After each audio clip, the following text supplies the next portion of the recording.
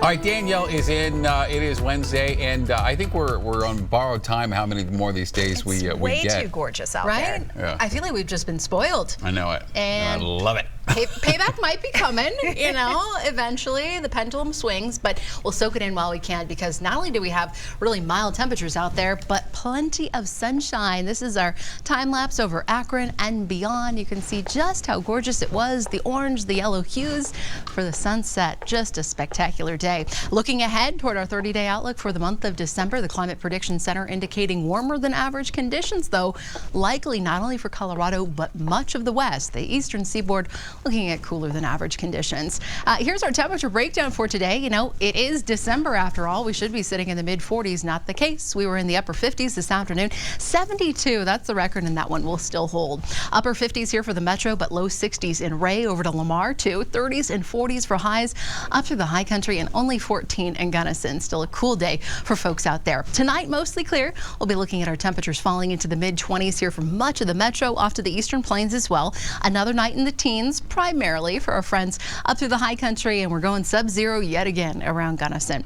I'll show you the futurecast because it's going to be pretty quiet for us. By 10 p.m. we'll be watching a few clouds off to the northeastern corner. They really push in overnight into tomorrow morning. In fact, we might even see a little patchy fog out there, and some cooler air also will be moving in. So a cooler day for our friends out east. A beautiful day by about 7 a.m. That sunrise is going to be a beauty here in Denver. And then looking at the late afternoon, some high-level clouds still drifting in for southern Colorado.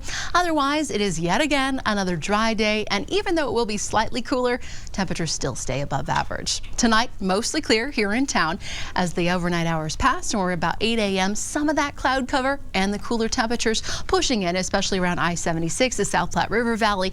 The clouds don't last long. By the afternoon, the temperature's warm and the sunshine will be out once again in full force, with clearing skies yet again tomorrow evening. Looking at that hour-by-hour forecast right there around the lunch hour, numbers sitting in the mid to upper 40s, which is typical for this time of the year, but we should tack on a few more degrees by the later afternoon. About 52 out at DIA tomorrow for us, but with that cooler air in place off to the eastern plains, daytime highs will be in the mid to upper 40s for you folks. 30s and 40s yet again up in the mountains, which still is pretty mild for this time of the year. About 40 degrees in Grand Lake tomorrow afternoon, low 50s in Idaho Springs, and we'll stay mainly in the 50s for much of the I-25 corridor.